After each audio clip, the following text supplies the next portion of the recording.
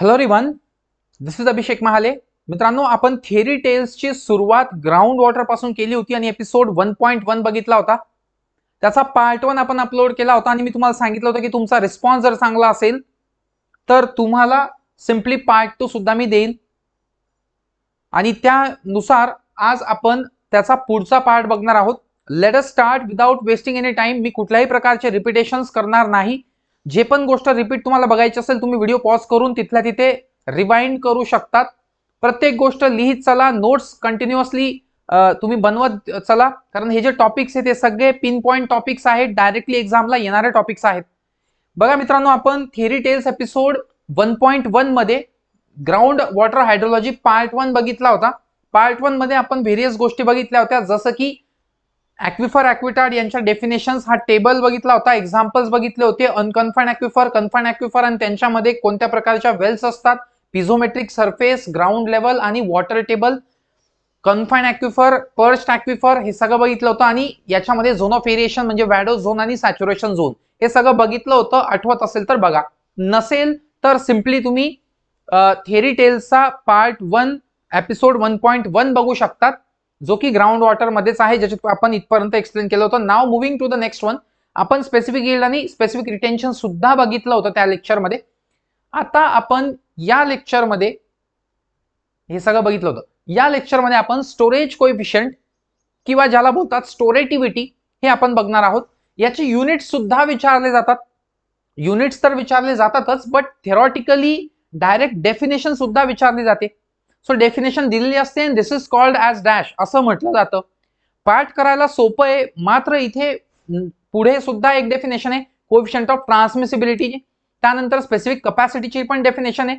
आणि काही वेळा त्याच्यामध्ये जम्बलिंग होऊन जाते की नेमकं ही कुठली गोष्ट आहे. त्यामुळे आपण व्यवस्थित अर्थ समजून घेऊ की what is exactly the storage coefficient and what is exactly the coefficient of transmissibility. बघा, अगोदर डेफिनेशन बघा की the volume of water stored or released per unit surface area of aquifer per unit change in the component of head normal to the surface area. म्हणजे इथं एक ॲक्विफायर आहे.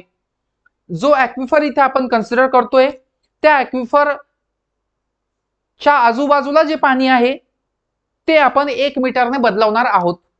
आणि 1 मीटरने पाणी आयदर तुम्ही राईज करणार किंवा ड्रॉप करणार.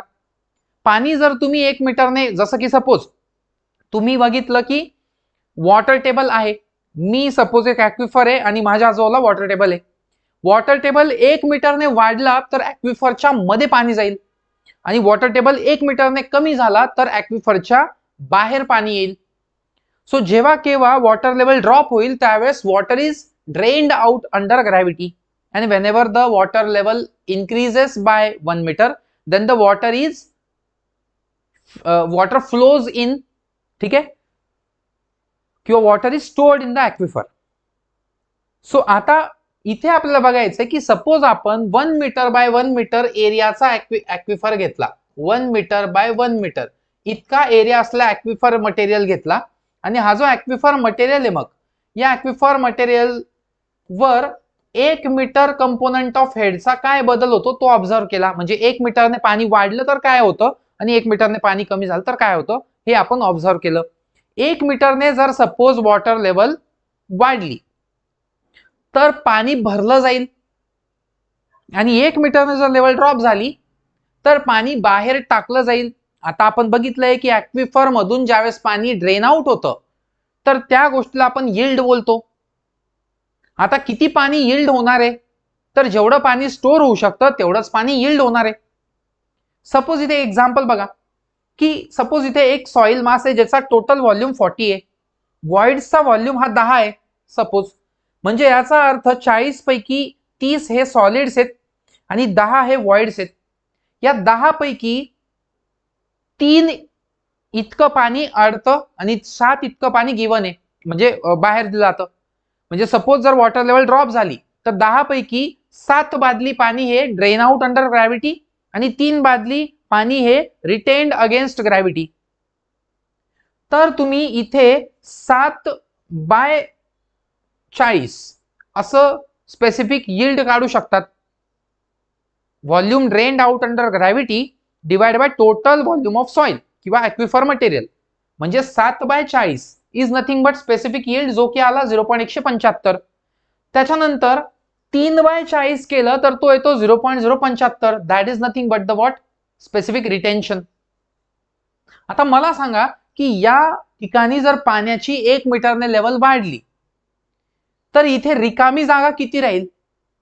जितकं पाणी रिटेन होतंय त्याने 10 पैकी 3 इतकी जागा अक्वायर करून ठेवलेली आहे. म्हणजे पाणी जर ड्रेन आउट होणार आहे तर किती वॅकन्सी क्रिएट होणार आहे? 7ची. मग ज्यावेळेस पाण्याची लेवल वाढेल त्यावेळेस आतमध्ये किती पाणी येईल? जेवढी वॅकन्सी तेवढंच पाणी येईल, म्हणजे 7. मग मला सांगा, जर 7 हा यील्ड आहे तर स्टोर्ड वॉटर किती? 7च. आणि जर वॉटर लेवल ड्रॉप झाली तर बाहेर दिलेलं पाणी किती? 7च. म्हणून आपण म्हणतो की storage coefficient is equal to specific yield. But हे फक्त लागू पडतं केव्हा? फक्त आणि फक्त अनकन्फाइंड ॲक्विफर साठी.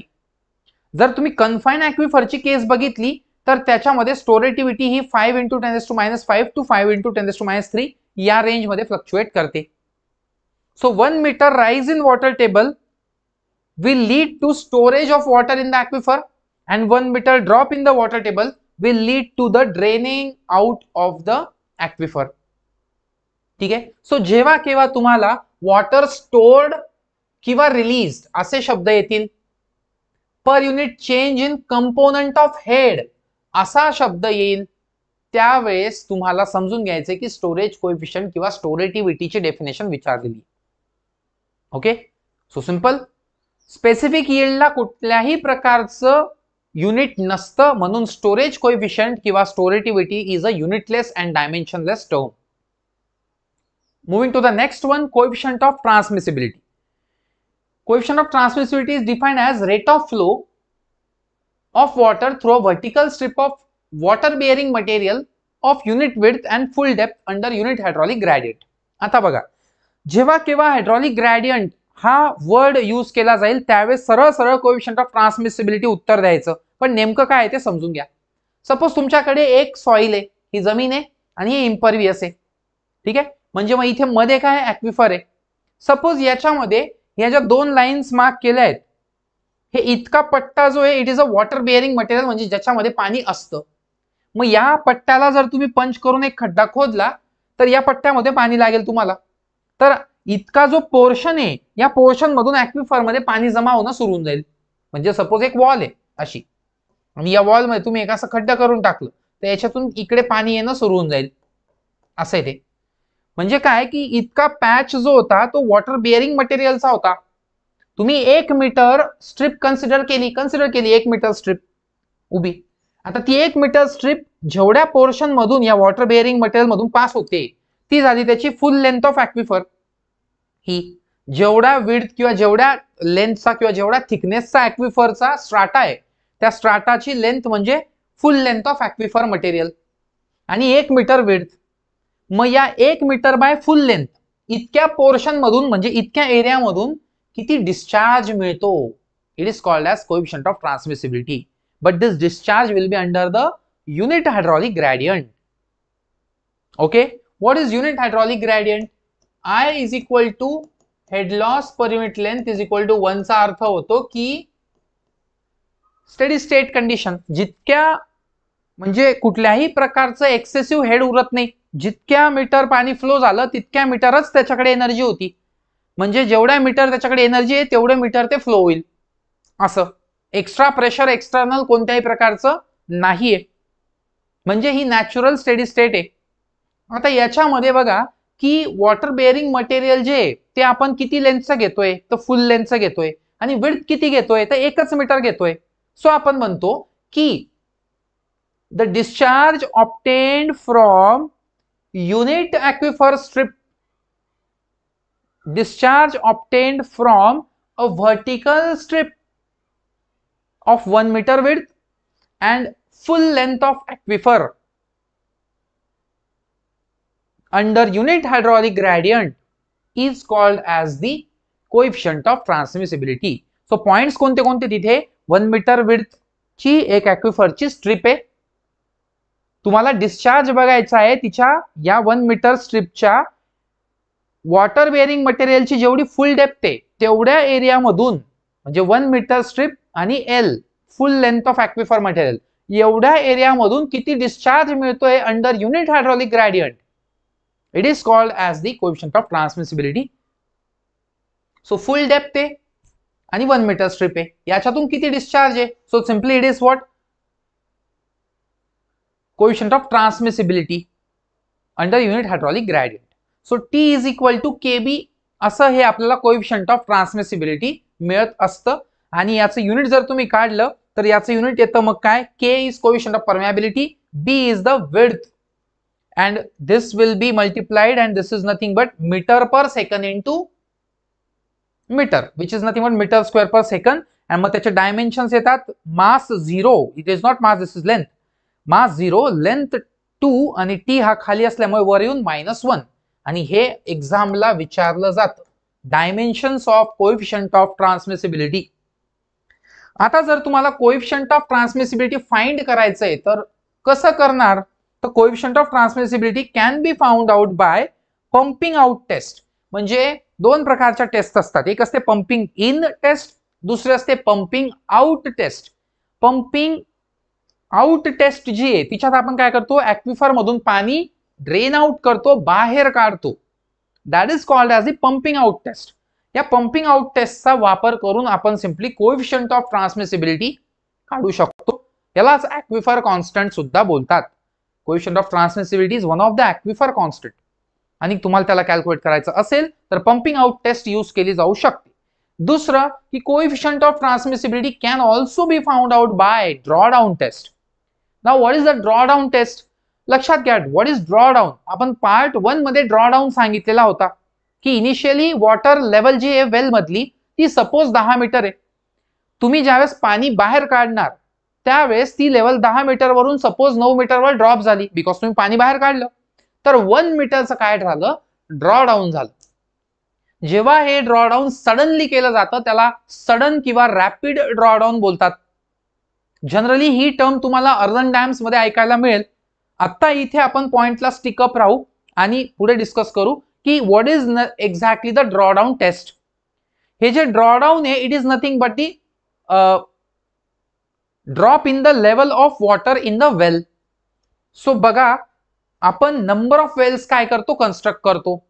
की सपोज तुमच्याकडे ही इनिशियली एक वेल आहे, ही जी वेल आहे याच्यामध्ये इथे पाणी होतं, डिस्चार्ज बाहेर काढल्यामुळे म्हणजे काही प्रमाणात पाणी पंप आउट केल्यामुळे ही वॉटर लेवल इथून इथे ड्रॉप झाली आणि सम अमाउंट मध्ये ड्रॉडाऊन झालं, which is called as S. हे जे drawdown it is calculated as capital H minus small h. आता हे जे ड्रॉडाऊन या विहिरीत झालंय, हे ड्रॉडाऊन आता भरून काढायचा प्रयत्न कोण करेल, वॉटर टेबल करेल.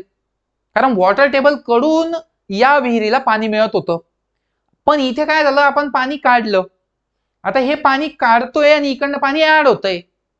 ऑफकोर्स कोणता रेट फास्ट आहे, तर हा स्मॉल क्यू जो आहे तो रेट कमी आहे आणि कॅपिटल क्यू जो आहे तो रेट जास्त आहे. Q is the pump out rate आणि स्मॉल क्यू जो आहे it is discharge in well through aquifer pores. म्हणजे या ॲक्विफर मटेरियल मधून जे पाणी विहिरीला मिळतंय that is the yield of the ॲक्विफर.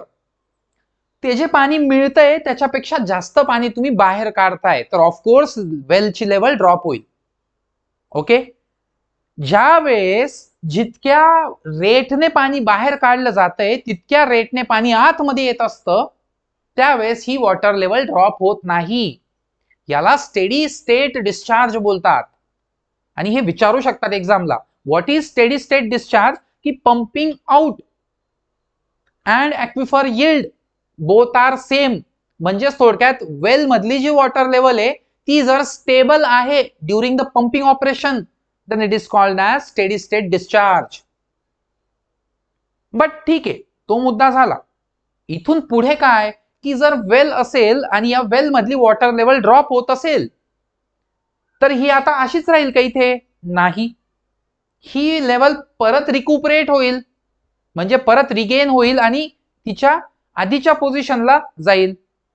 का जाईल, कोणामुळे जाईल, वॉटर टेबलमुळे जाईल. वॉटर टेबल आहे कुठे?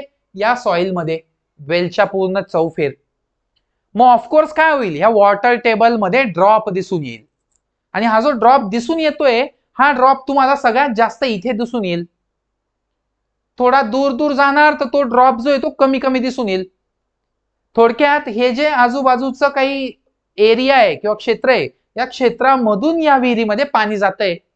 त्यामुळे या विहिरीतलं पाण्याची लेवल कमी झाली की ती भरून देण्याचं काम या क्षेत्राचं आहे. ज्या एरियापर्यंत या विहिरीच्या ड्रॉडाऊनचा इन्फ्लुएन्स दिसून येतो, तो एरिया मार्क होतो 0 ड्रॉडाऊनने. या ठिकाणी या वेलमध्ये, ट्यूबवेलमध्ये आपण काय केलंय की मेन वेलच्या आजूबाजूला ठराविक अंतरांवरती काय केलंय, ऑब्झर्वेशन साठी वेल बनवल्या आणि त्याच्यात आपण वॉटर लेवल मार्क करतोय, बघतोय. मग यातली वॉटर लेवल ही, यातली वॉटर लेवल ही, यातली वॉटर लेवल, म्हणजे हे जे ड्रॉडाऊन येते, जसं जसं विहिरीपासून तुम्ही दूर जाणार तर ड्रॉडाऊन हे कमी कमी होताना दिसेल आणि एक पॉइंट येईल की त्या ठिकाणी ड्रॉडाऊन 0 झालेला असेल. या विहिरीच्या सेंटर पासून या 0 ड्रॉडाऊनच्या पॉइंट पर्यंत जे डिस्टन्स असतं ते चौफेर मार्क होतो रॅडियल डायरेक्शन मध्ये. So it is called as radius of 0 ड्रॉडाऊन. आणि हे जे रेडियस ऑफ 0 ड्रॉडाऊन आहे, यालाच काय म्हणतात, रेडियस ऑफ इन्फ्लुएन्स. की या पॉइंट पर्यंत या वेलच्या ड्रॉडाऊनचा इन्फ्लुएन्स दिसून येतो की मी पडलोय, तुम्ही पण पडा, माझ्याकडे पाणी कमी आहे, तुम्ही पाणी मला द्या. ज्याने ऐकून घेतलं तो इन्फ्लुएन्स झोन मध्ये, ज्याला काही फरक पडत नाहीये तो इन्फ्लुएन्स झोनच्या बाहेर. ठीक आहे. आता ही जी काही कर्व भेटते मग हिला बोलतात ड्रॉडाऊन कर्व. आणि ही जी ड्रॉडाऊन कर्व असते ही लोगॅरिदमिक असते शेपमध्ये. ही जी ड्रॉडाऊन कर्व आहे ही वेलच्या सगळ्या बाजूला असते, ट्रम्पेट शेप मध्ये असते आणि तो एक कोन म्हणून दिसतो. That is called as the cone of depression. That is called as the cone of depression. असं हे सगळं ड्रॉडाऊन टेस्ट असते आणि ही ड्रॉडाऊन टेस्ट यूज केली जाते to find out aquifer constant capital T called as coefficient of transmissibility. And this coefficient of transmissibility can also be found out by pumping out test. Up next जर तुम्ही बघितलं तर ड्रॉडाऊन taste मध्ये अशा प्रकारे observation Wales असतात. ही main वेल आहे. ही जी main वेल आहे याच्यामध्ये कॅपिटल H हा initial level, final small h ही लेवल आहे. याची जी काही रेडियस आहे या वेलची ती स्मॉल r ट्यूब वेल आहे. आणि याच्या या पॉइंट पासून तुम्हाला रॅडियल डिस्टन्स मध्ये ऑब्झर्वेशन वेल्स दिसत आहेत. प्रत्येक ऑब्झर्वेशन वेल मध्ये वेगळं ड्रॉडाऊन आहे. याच्यात S1 आहे, याच्यात S2, याच्यात S3 आणि याच्यात S = 0 आहे. जी ऑब्झर्वेशन लेवल तुम्हाला 0 ड्रॉडाऊन शो करते त्या ऑब्झर्वेशन वेलच्या सेंटर पासून आपल्या मेन वेलच्या सेंटर पर्यंत डिस्टन्स म्हणजे कॅपिटल R. हा जो कॅपिटल R आहे हा capital R of course small r पेक्षा मोठा असणार आहे आणि हा कॅपिटल R म्हणजे रेडियस ऑफ इन्फ्लुएन्स आहे. याचा वापर करून आपल्याला बऱ्याच गोष्टी कॅल्क्युलेट करायच्या असतात, म्हणून हा R आपल्याला माहित असणं गरजेचं आहे. हा R कॅल्क्युलेट करणं आपलं काम नाहीये, तर हा R आपल्याला माहित असणं गरजेचं आहे आणि त्याच्यावरून आपण काही कॅल्क्युलेशन्स करणार आहेत. म्हणून R ची व्हॅल्यू तुम्हाला आधीच माहित असणं गरजेचं आहे. सो तुम्हाला आयदर R ची व्हॅल्यू तुम्हाला या फॉर्म्युलावरून कॅल्क्युलेट करता येते किंवा R ची व्हॅल्यू तुम्ही राऊंड अबाउट काहीतरी अज्युम करतात. अज्युम करायचं असेल तर युजली तुम्ही 250 ते 300 मीटर इतकी ती व्हॅल्यू अज्युम करतात. म्हणजे assume radius of influence = 300 metre किंवा 250 मीटर. सो 250 ते 300 च्या मध्ये तुम्ही रेडियस ऑफ इन्फ्लुएन्स हा अज्युम करू शकतात. नाही तर मग तुम्ही स्कार्ड्स फॉर्म्युला यूज करू शकतात, विच इज R = 3000 S√K. या फॉर्म्युल्यामध्ये S म्हणजे हा ड्रॉडाऊन आहे मेन वेल मधला आणि K जो आहे it is the coefficient of permeability. हा एक इम्पेरिकल फॉर्म्युला आहे जो की स्कार्ड्सने दिला. तुम्ही याच्यावरून सिम्पली रेडियस ऑफ इन्फ्लुएन्स ची व्हॅल्यू कॅल्क्युलेट करू शकतात आणि in absence of data like K or S you can simply assume the radius of influence as 300 metre or maybe 250 आणि 300 च्या मध्ये. असं तुम्ही हे काम करू शकतात. जे काही तुमची ड्रॉडाऊन कर्व आहे ती लोगॅरिदमिक व्हेरिएशनची असते, लोगॅरिदमिक नेचरची असते आणि तिच्यामुळे जो कोन तयार होतो तो अशा प्रकारे दिसून येतो. It is called as cone of depression. Further तुम्हाला जर डिस्चार्ज कॅल्क्युलेट करायचा असेल तर कन्फाइंड ॲक्विफर साठी एक इक्वेशन आहे आणि अनकन्फाइंड ॲक्विफर साठी एक इक्वेशन आहे. कन्फाईन ऍक्विफर साठी जे इक्वेशन आहे it is Q is equal to 2.72 TS upon log 10 R/R. Equation पाठ करावं लागेल, हे गेट वगैरेला येत असतं आपल्या एक्झामला, डायरेक्ट विचारलं तर विचारू शकतात.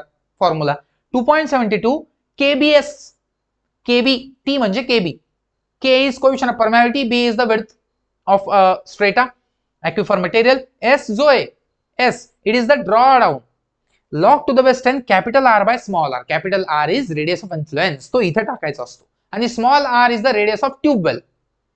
जो B असतो B, this B is the full width of aquifer material. Suppose aquifer material 3 metre हाईटचं आहे तर that B will be 3 metre. ठीक आहे, बाकीचं तर मग लिहिलंच आहे. दुसरं अनकन्फाईन ऍक्विफर साठी हा वेगळा फॉर्म्युला आहे ज्याच्यामध्ये तुम्ही स्ट्रेनर यूज करतात. ओके, किंवा मग ज्याच्यामध्ये तुम्ही हा लेंथ जी असते ही L, इथे स्ट्रेनरची लेंथ असते. ओके, आर परत तोच आहे, स्मॉल आर ट्यूबवेलचा radius, K coefficient of permeability, S म्हणजे ड्रॉडाऊन, आणि L प्लस S/2 ही इफेक्टिव्ह विड्थ असते ऍक्विफर मटेरियलची, ती स्ट्रेनर लेंथ वरून आपण घेत असतो. ओके, सो अशा प्रकारे तुम्ही डिस्चार्ज कॅल्क्युलेट करतात. नेक्स्ट आपली जी डेफिनेशन असणार आहे ती स्पेसिफिक कॅपॅसिटी असणार आहे, बट ती आपण पुढच्या वेळेस बघू. याच्यात आपण ड्रॉडाऊन टेस्ट फक्त डिस्कस केली, रेडियस ऑफ इन्फ्लुएन्स बघितला, कोएफिशिएंट ऑफ ट्रान्समिसिबिलिटी बघितलं, आणि तुमचा कुठलं कसं फाइंड करू शकतात कोएफिशिएंट ऑफ ट्रान्समिसिबिलिटीला ते पण बघितलं. स्टोरेज कोएफिशिएंट आणि स्टोरेटिव्हिटी याच्या डेफिनेशन सुद्धा आपण बघितली, दोघांचे युनिट आणि डायमेन्शन सुद्धा बघितले. ओके, सो नेक्स्ट लेक्चर मध्ये आपण बाकीचं हे याचा पार्ट 3 वगैरे आणण्याचा प्रयत्न करू, त्याच्यामध्ये आपण याला संपवू. बट ऑलमोस्ट 50% जे विचारलं जातं एक्झामला, 50 to 60% या टॉपिक मधला आपण कव्हर करून टाकलंय. पार्ट 1 आणि part 2 combine, not just part 2. Part 1 पण बघा, पार्ट 2 पण बघा, आणि नोट डाऊन करत चला. ओके, सो व्हिडिओला लाईक करा, शेअर करा, सबस्क्राईब करा, आणि एंड पर्यंत बघा. आणि काही नसेल कळलं तर व्हिडिओ रिपीट बघा. ओके, रिपीट बघितला तर ऑफकोर्स तुम्हाला 100% कळून जाईल. That's it for today. Thank you very much.